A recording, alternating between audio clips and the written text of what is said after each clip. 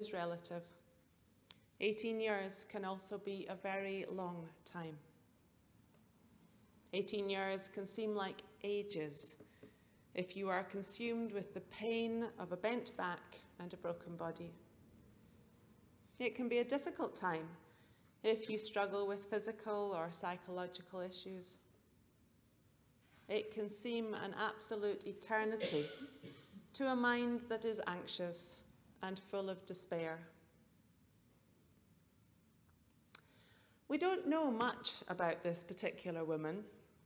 Was she a glass half full or a half empty sort of person? She must have been pretty limited in what she could do and see. She was very probably in pain, and we all know that constant pain can be soul-destroying. But she was there that day. Had she come to hear Jesus, or was she a regular and there anyway? Again, we don't know, but we do know that Jesus saw her and called her forward, thus ending her 18 years of looking down. As she stood up straight, things were really looking up for her. However, I want to draw your attention to someone else in that story who was also bent out of shape. But with him, it was just a little less noticeable. The synagogue leader, presumably respectable and responsible, maybe a bit like Paul. Maybe. Maybe he was well known, influential, and quite likely he was wealthy. Maybe he was particularly pious. But in a way, he was just as bent out of shape as the crippled woman. His particular deformity, however, was of heart and mind, caused by theological rigidity and a lack of compassion. These two people came together one Sabbath, or maybe they didn't. Whether they met each other or not, they both met Jesus. And I'm sure that it was a meeting neither forgot as long as they lived. For the synagogue leader, concerned with keeping the law, we can maybe understand his discomfort when Jesus calls this woman, a woman, forward. A woman. Jesus broke every law of propriety for his day. Men were never to acknowledge a woman in public. At that point, women were considered property and not worthy of human identity then. Jesus called her to come in front of the assembly. Based on religious law, that was sacrilege and could contaminate the entire temple. He laid his hands on her. Another serious violation. Only husbands could touch a woman, and it had to be his wife. And that's when we see how bent out of shape the synagogue leader really was. Indignant, that's the word Luke uses to describe him. We can imagine the steam coming out of his ears, probably. He told the woman off for Jesus' action of work on the Sabbath. Come back on a day when work is not forbidden. But Jesus tells him where to stick his law. Reading this nowadays, it's not particularly shocking for us, although Jesus was, as usual, risking his reputation at the time. Jesus spoke out against petty laws and theological rigidity often enough. He stood up for love and compassion. And we, like the congregation then, recognize the miracle and can understand his action, even if the synagogue leader didn't. It might not have fitted in with the order of worship or obeyed Jewish law, but the people knew an act of God when they saw it. The woman was healed. no longer bent. However, the leader of the synagogue certainly was still bent out of shape emotionally. He had lost face in front of the congregation, his congregation. He was angry and was still rigid in thinking.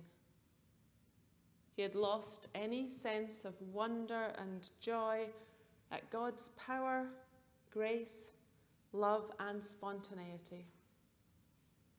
Somewhere along the line, he shackled his heart to a set of rules and traditions and to a processed, mechanical God who does exactly what his people expect him to do and no more.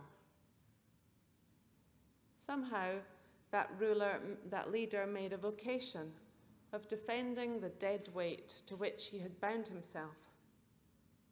And it was being shackled that held him inflexible and bent out of shape.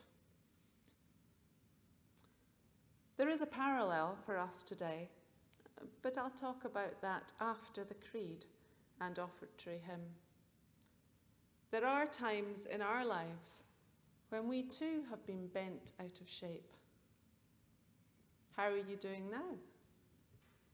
Are you bent over and looking down? Or are you standing tall and looking up?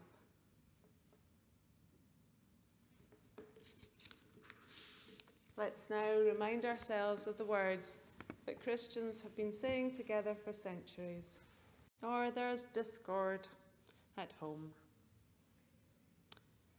Maybe we feel unloved or unappreciated by those we hold dear. Perhaps we feel unnoticed or taken for granted. There may be old issues we've never resolved from childhood.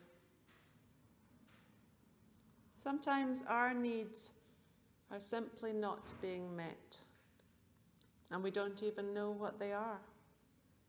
But we are emotionally crippled. Our thoughts are rigid and angry. We are bent out of shape. If you're feeling bent out of shape about something, then maybe the problem is that you need to go back to Jesus. Maybe you need him to unshackle you from the burdens that weigh you down and to restore the freedom and joy of earlier encounters with him. Maybe you need to stop. Take 5 or 10 minutes out of your life. Just stop and sit there. Sit there and reassess the chaos and day-to-day disruptions in your life. What is causing you to be bent out of shape? What are you doing that weighs you down? What are you letting others do to you to weigh you down?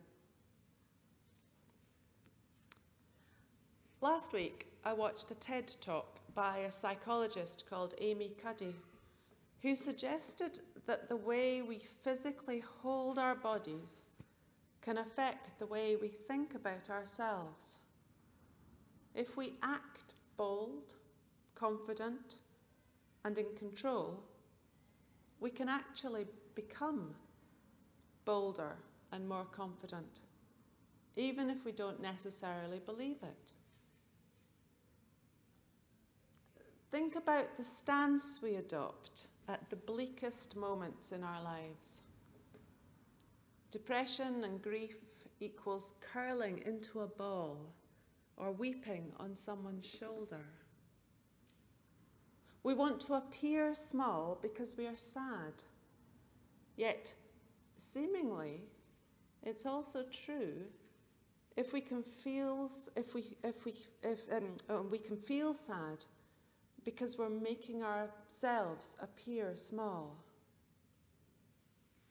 Social psychologists, and I'm sure there are people here who know a lot more about it than I do, but they call it embodied cognition, which basically means our mind influences our body, but our body, especially our posture, seems to influence our mind too.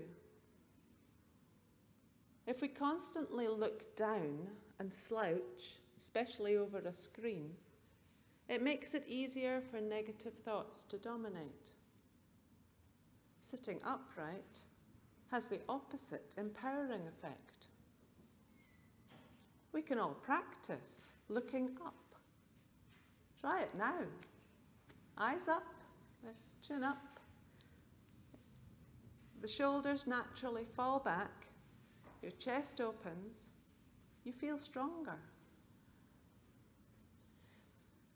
Jesus called the crippled woman over and healed her.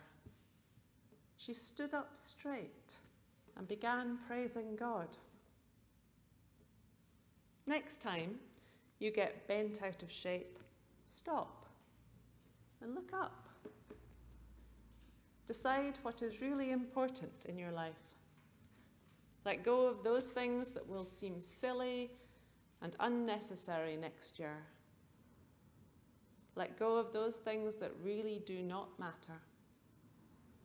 And most importantly, let love back into your heart. Replace those feelings of grief or hostility with love. Love for yourself and for your neighbours and friends. Remember that Jesus taught us to love each other. Love each other as we want to be loved. Fill your heart with love and start looking up.